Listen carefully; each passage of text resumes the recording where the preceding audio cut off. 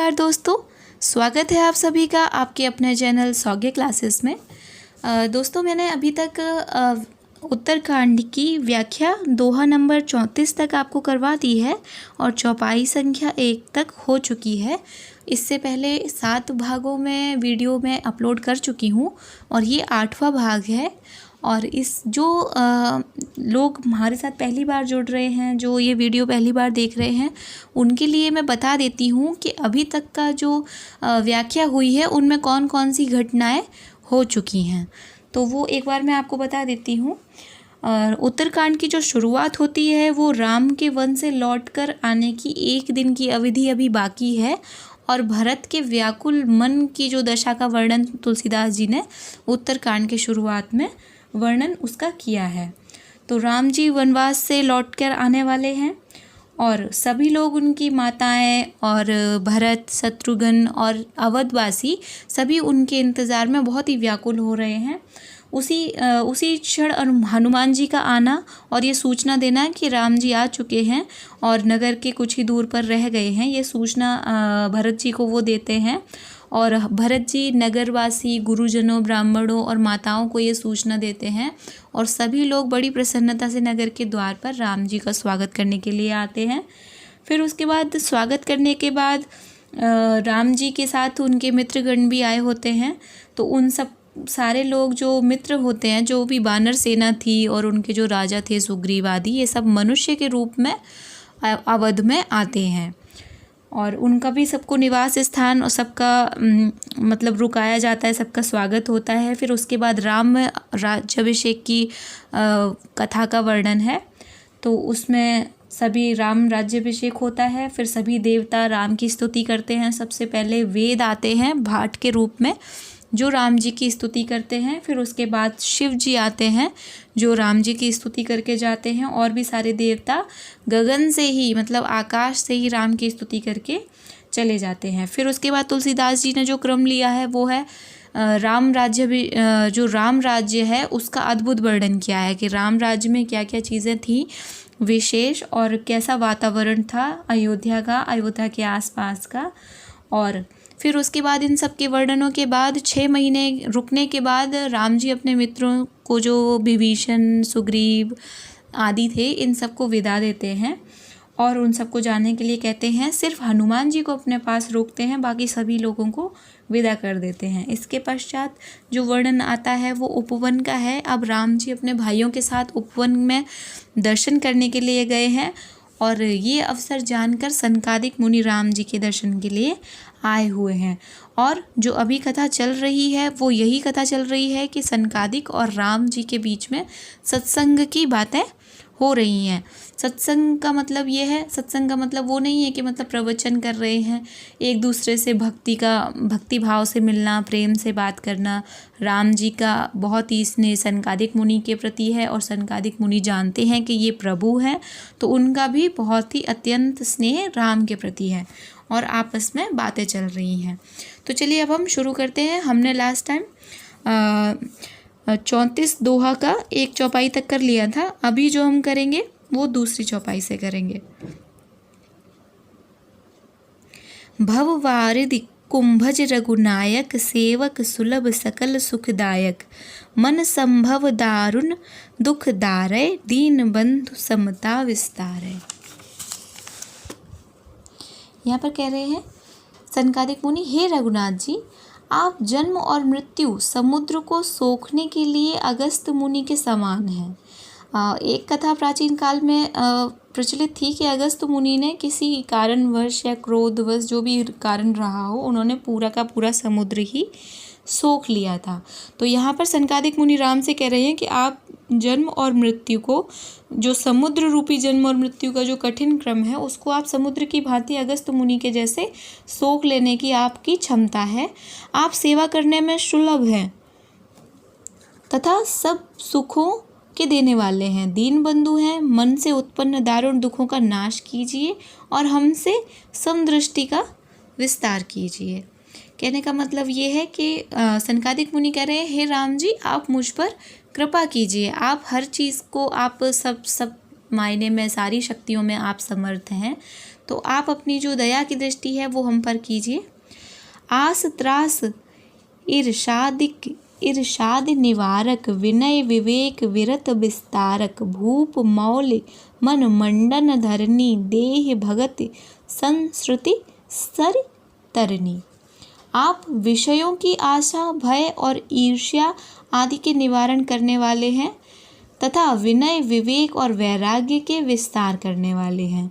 विनय विवेक विस्तार ये मतलब सज्जनों के गुण माने गए हैं, उनका आप विस्तार करने वाले हैं। हे राजाओं के शिरोमणि और पृथ्वी के भूषण श्री राम जी, संस्कृति जन्म मृत्यु के प्रवाह रूपी नदी के लिए नौका रूपी अपनी भक्ति प्रदान कीजिए। सनकादिक राम जी से उनकी और उनसे किसी भी चीज़ की मांग नहीं करते, उनकी भक्ति मांगते हैं। मुनि मन मानस हंस निरंतर, चरण कमल वंदित अज शंकर, रघुकुल केतु सेतु श्रुति रक्षक, काल करम स्वभाव गुण भक्षक। हे मुनियों के मन रूपी मान सरोवर में निरंतर निवास करने वाले हंस, आपके चरण कमल ब्रह्मा जी और शिव जी द्वारा वंदित हैं। आप रघुकुल के केतु और वेद मर्यादा के रक्षक और काल कर्म स्वभाव गुण रूप बंधनों के भक्षक नाशक हैं। तारन तरन हरन सब दूषण, तुलसीदास प्रभु त्रिभुवन भूषण। तारन तरन, तारन का मतलब तारने वाले, तारनहार, और हरन सब दूषण, आप तरन तारने, स्वयं से तरे हुए और दूसरों को तारने वाले तथा सभी दोषों को हरने वाले, तीनों लोकों के विभूषण आप श्री तुलसीदास के स्वामी हैं। बार बार स्तुति करी प्रेम सहित सिरुनाई, ब्रह्म भवन सनकादिगे अति अभीष्ट वर पाए। प्रेम सहित बार बार स्तुति करके और सिर नवाकर अपना अत्यंत मनचाहा वर पाकर सनकादिक मुनि ब्रह्मलोक को गए। सनकादिक विधि लोक सिधाए, भ्रातन राम चरण सिर नाए, पूछत प्रभु ही सकल सकुचाही, चितवई सब मारुत सुत पाही। सनकादिक विधि लोक सिधाए, सनकादिक अपने ब्रह्मलोक को चले गए और भ्रातन राम चरण सिरुनाए, और जो राम के भ्राता हैं भरत लक्ष्मण और शत्रुघ्न, इन तीनों भाइयों ने राम को प्रणाम किया। पूछत प्रभु ही सकल सकुचाहे, और पूछने में सबको ही संकोच हो रहा है। चितवही सब मारुत सुत पाही, और तीनों भाई मारुति सुत का मतलब हनुमान जी की तरफ देख रहे हैं। सुनि चहहि प्रभु सुख के बानी, जो सुख होई सकल भ्रम हानि, अंतर जामि प्रभु सब जाना, बूझत कहु कहा हनुमाना।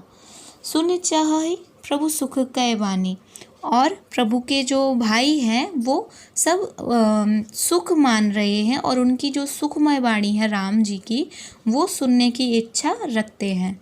जो सुनी होय सकल भ्रम हानि, वही वाणी सुनने की इच्छा रखते हैं जो सारे भ्रमों का नाश कर देती है।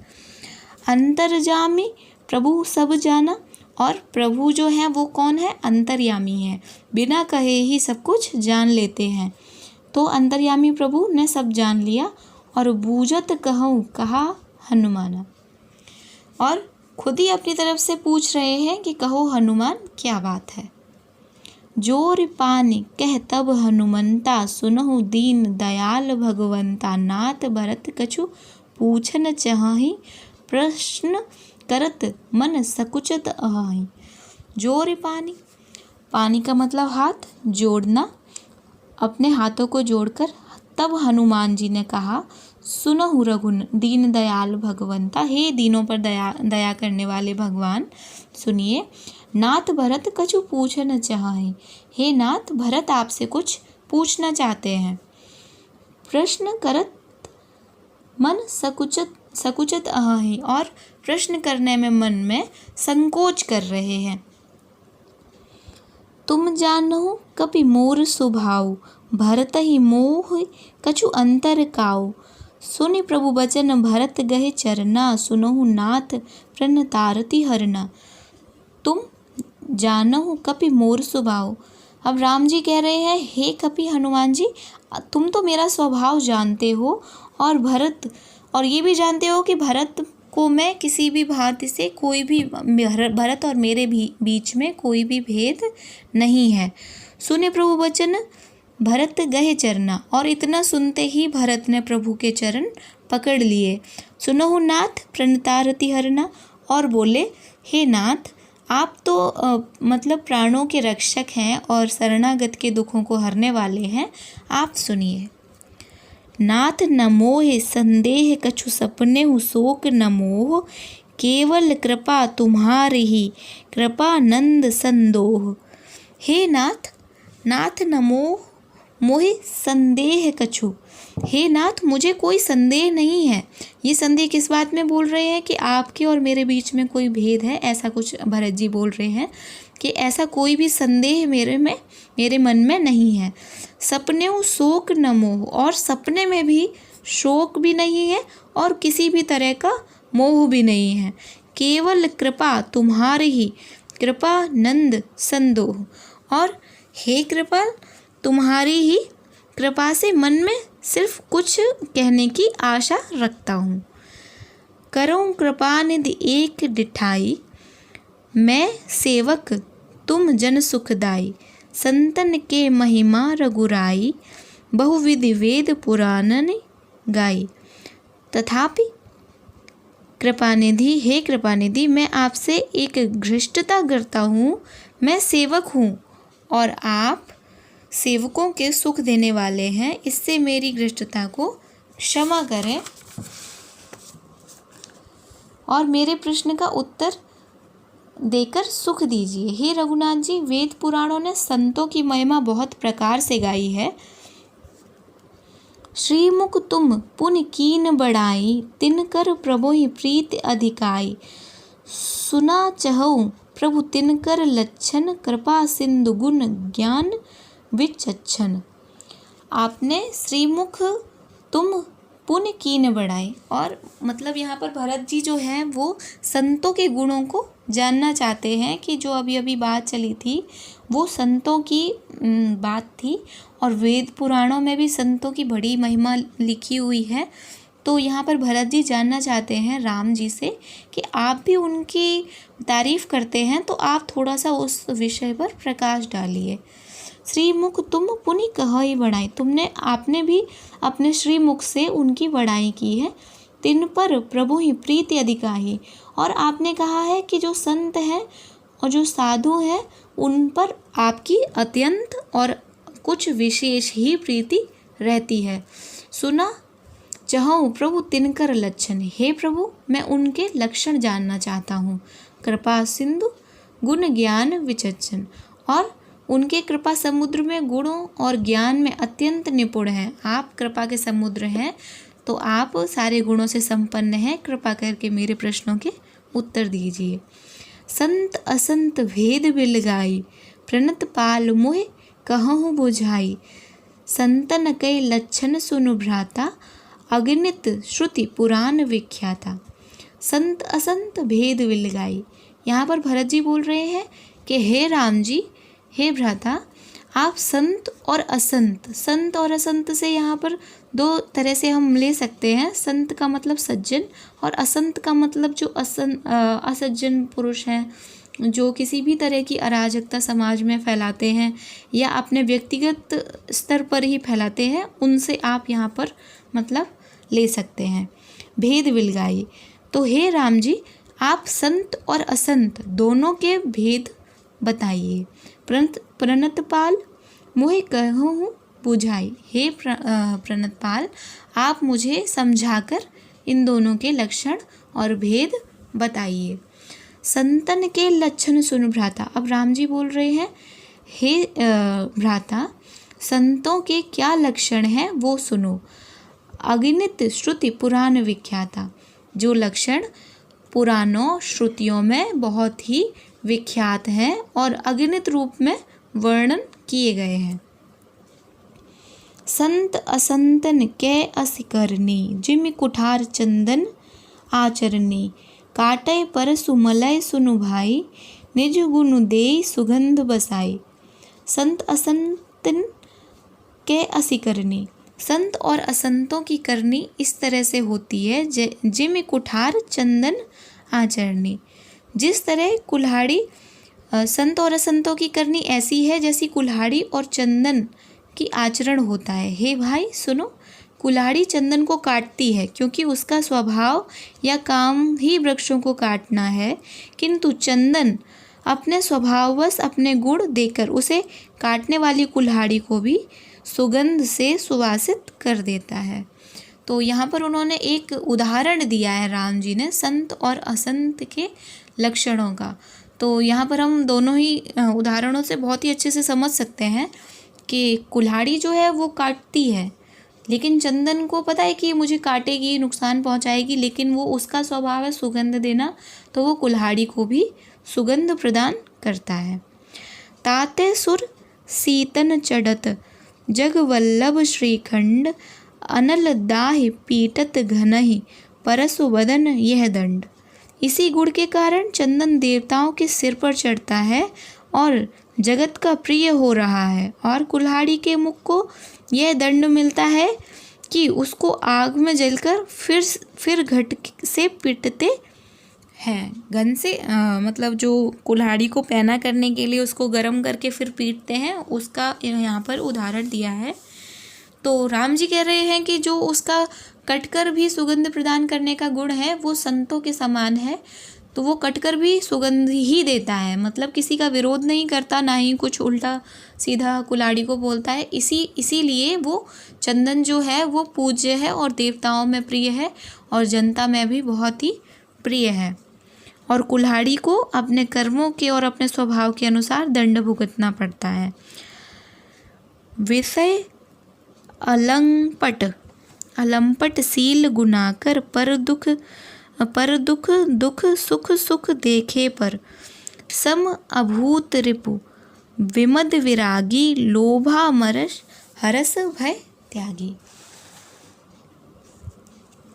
संत विषयों में लंपट लिप्त नहीं होते, सील और सद्गुणों की खान होते हैं। उन्हें पराये दुख देखकर दुख और सुख देखकर सुख होता है। वे सब में सर्वत्र सब समय समता रखते हैं। उनके मन में कोई अपना शत्रु नहीं है। वे मद से रहित और वैराग्यवान होते हैं तथा लोभ क्रोध हर्ष और भय का त्याग किए हुए रहते हैं। ये यहाँ पर उन्होंने संतों के कुछ विशेषताएं बताई हैं। कोमल चित दीने पर दाया, मन वच क्रम मम भगति अमाया, सबहि मान प्रद आपु समाना, अमानी भरत प्राण सम मम तय प्राणी। उनका चित्त बड़ा कोमल होता है, वे दीनों पर दया करते हैं तथा मन वचन और कर्म से मेरी निष्कपट विशुद्ध भक्ति करते हैं। सबको सम्मान देते हैं पर स्वयं मान रहित होते हैं। हे भरत, हे प्राणी, संतजन मेरे प्राणों के समान हैं। यहाँ पर राम जी ने अपने मुख से बोल दिया कि जो संत हैं वो मुझे प्राणों से भी प्यारे हैं। विगत काम मम नाम परायन, शांति विरति विनती मुनि तायन, शीतलता सरलता मयत्री, द्विजपद प्रीत धर्म जनयत्री। उनको कोई कामना नहीं होती, संतों को किसी भी प्रकार की कोई कामना नहीं होती। वे मेरे नाम के परायण होते हैं, वे सदा मेरे नाम का ही भजन करते हैं। शांति वैराग्य विनय और प्रसन्नता के घर होते हैं। अर्थात कहने का मतलब ये है कि शांति वैराग्य विनय प्रसन्नता के वे घर होते हैं। ऐसा नहीं है कि मतलब उनको कहीं बाहर से ये चीज़ें लेनी पड़ती हैं या फिर उसका कोई मूल्य देकर तब वो उस प्रसन्नता विनय और प्रसन्न रहते हैं। ये उनके घर ही होते हैं। कहने का मतलब ये है कि जो संत हैं वो शांतिमय होंगे, वैरागी होंगे और विनयशील होंगे और हमेशा प्रसन्न होंगे।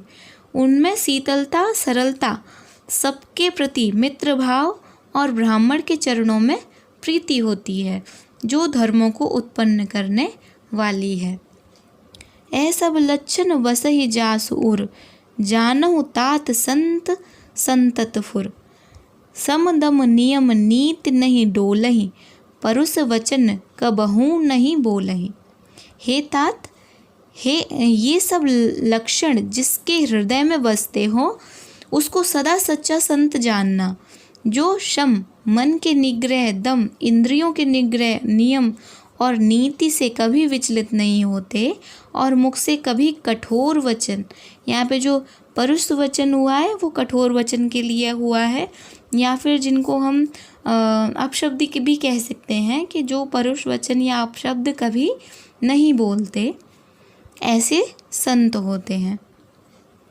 निंदा स्तुति उभय सम ममता, मम पद पंकज ते सज्जन मम प्राण प्रिय, गुण मंदिर सुखपुंज।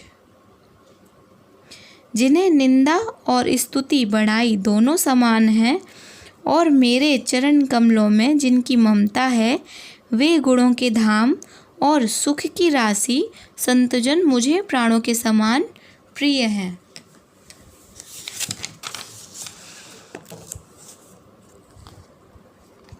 सुनहु असंतन कीर सुभाऊ, भूलहु संगति करई न काऊ। तिनकर संग सदा दुखदाई, जिमि कपि लहि धालहि हर हाई।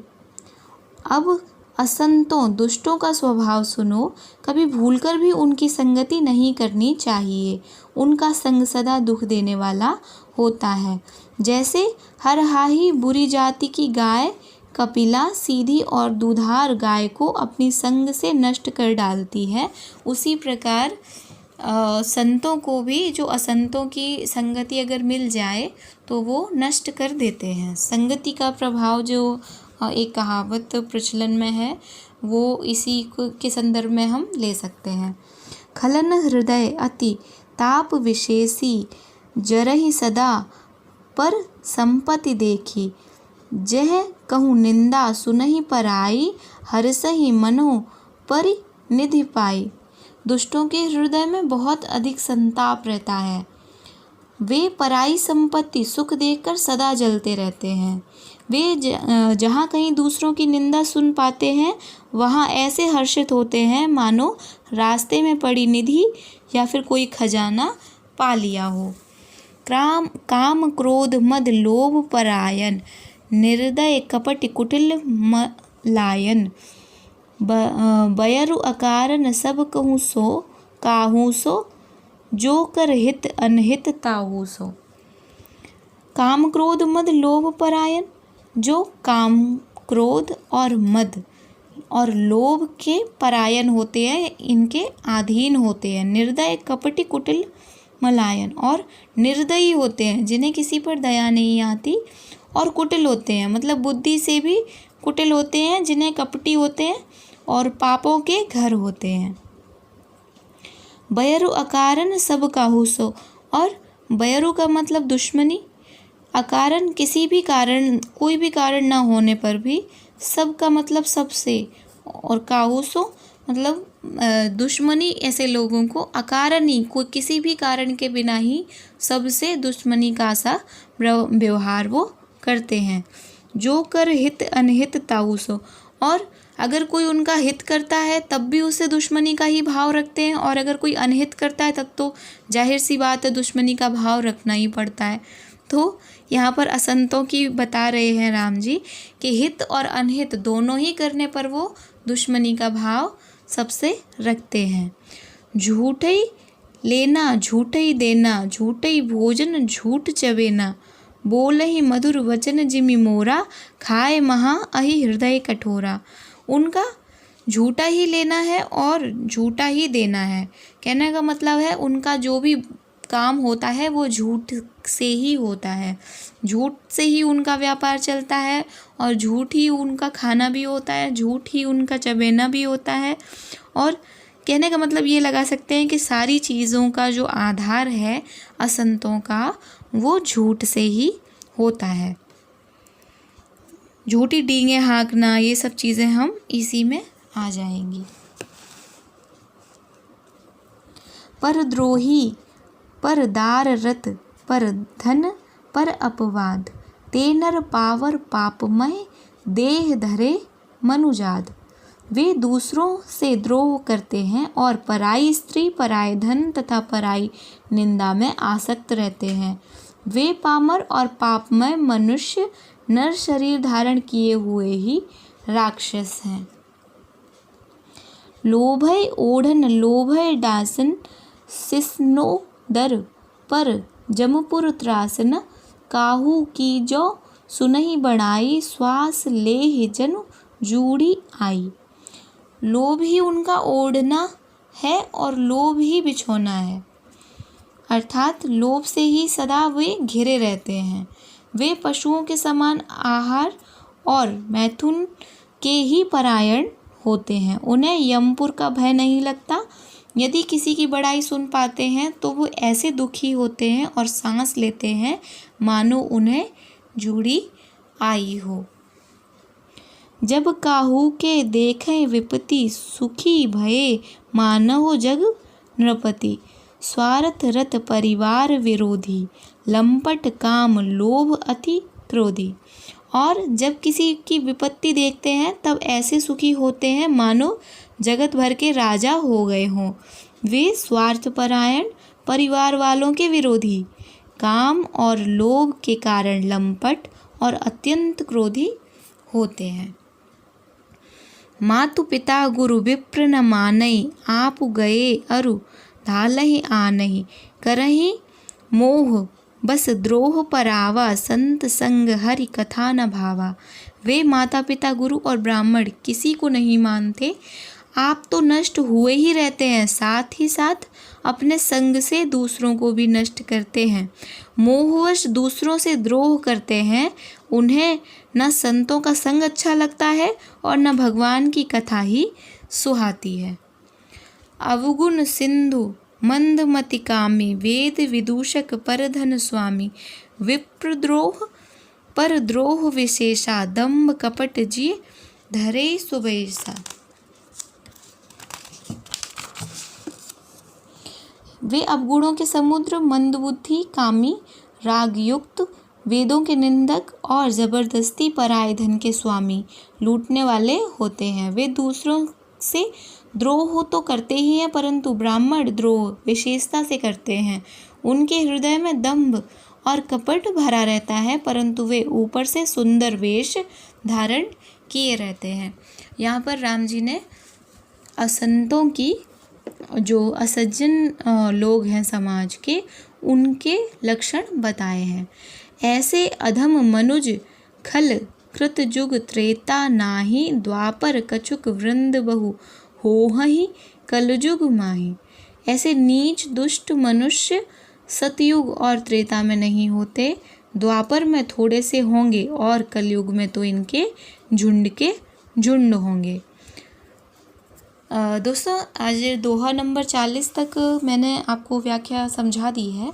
आपको ये व्याख्या कैसी लगी, समझ में कितनी आई? अगर आपको इसमें कोई भी कठिनाई है या फिर आप इसमें कोई भी इम्प्रूवमेंट करवाना चाहते हैं, कोई भी सुधार आप मुझे बता सकते हैं कमेंट में करके, तो मैं उसका ध्यान रखूँगी। और जो भी आपके साथ में नेट की, JRF की या फिर किसी और की सिलेबस में जिसमें उत्तरकांड लगा हुआ है यूनिवर्सिटी के कोर्स में, तो उन दोस्तों के साथ आप ये वीडियो शेयर करना ना भूलें और प्लीज़ लाइक ज़रूर करें।